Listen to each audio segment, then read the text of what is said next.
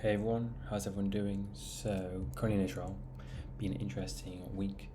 Lots of ups, lots of downs, and I want to share a bit more about my experience at Kibbutz Nir Oz and at the Bibas Boys Grave.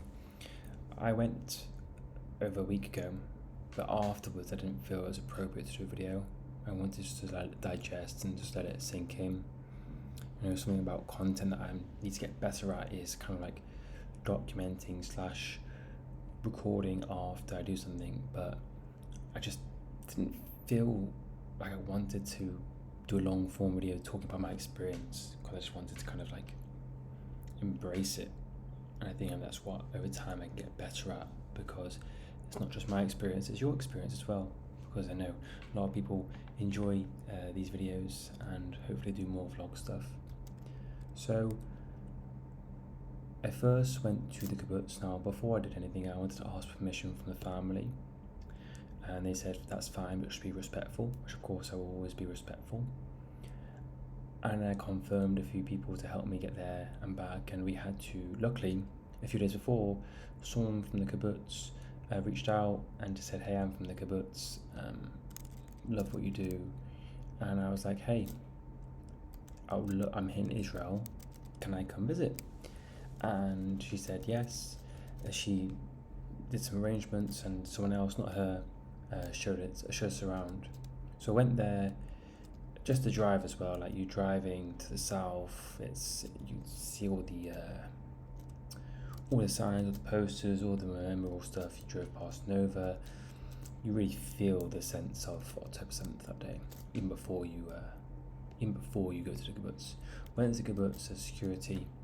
And then we met this person who actually is a member, and she lives there currently, and she has been there for years. So it's been very tough for her and her family, but what an amazing person she is. At the beginning, she didn't know what I did. She didn't know that I was about Mamrina. And then we explained, and she was aware of who I was, who I am. And she just gave us a tour of the place. I don't want to go into too much detail, because we all know what happened that day. You see a lot of images online of the house, of just kibbutzes burnt, all that stuff. But for me, what made things quite emotional was objects and moments. Because you see a house, it's been destroyed, it's been untouched for 2 years.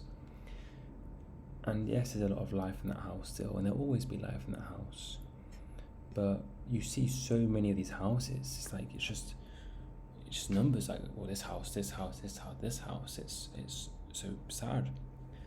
But then the moments from seeing the tractor, that's the scary part for me. I mean, all of it is sad. But just seeing that tractor, like, thinking, wow, like, this was used.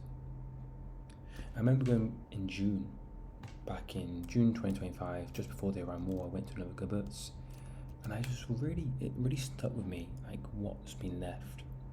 It was like unopened or empty bottles of beer. It was trainers. It was all these things you like, these were just purchased and are just left to rot, and some things don't rot because of the material and stuff, and it's just still there, just a bit old, which is just so sad. That's really like struck me more than actually visiting houses, because the house is very, very, very personal, and sometimes I want to leave the personal side. It's none of my business, but when I see like objects, you really feel it. So we walked around, went to where we ran Nir Oz Bibas Grave, and that for me was like one of the reasons why I wanted to go, because I didn't know where this famous path was. And for me, it is like a famous, because I've seen that video thousands of times, because when I create content, that video, I see it all the time. So like, it's like, where is this path? Like, I know what the path looks like, and it was close to the house, and just doing a little memorial run was very symbolic and meaningful for me.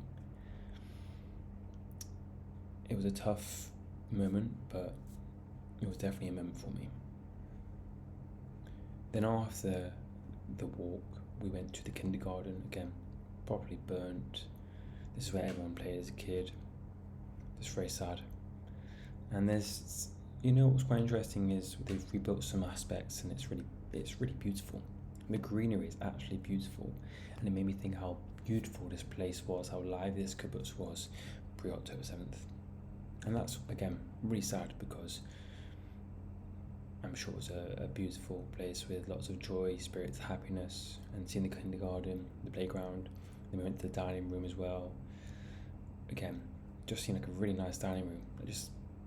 I'm sure lots of happy memories was at the dining room. And then there was a lot of like remembrance stuff. Lots of things that haven't been changed, lots of things that have been changed. But I was very happy I went, even though it was a lot of emotion. I think I needed to. I think it was important for me to go to understand the real day, and to give me more meaning to continue running. Then we went to the grave, and the grave, I'm very fortunate that I've not been to many cemeteries in my life. I'm very grateful. I can probably count on fingers how many I've gone. And it was a boiling day, very, very hot, and the grave, the burial was very, it was, so much love had been put on it from different things that maybe I don't know about. Obviously there's probably family and friends who put stuff on there, a lot of Batman stuff, and it was just silence, and it was just a moment to reflect, to pause, and I'm really happy I went, because I wanted to pay my respects. In Judaism you put rocks down as a sign of remembrance. I put 3 rocks down for each person. And yeah, after that, we drove back in a lot of traffic, but it gave me some time to reflect. And whenever there's something like dramatic happens, I don't actually have time to reflect, because after the delegation on the Iran war in June, I went through everything. I did Nova, went to North to see the Jews, like watched so much content that's from October 7th. I need some time to just like relax, and then boom, we're in shelters every night.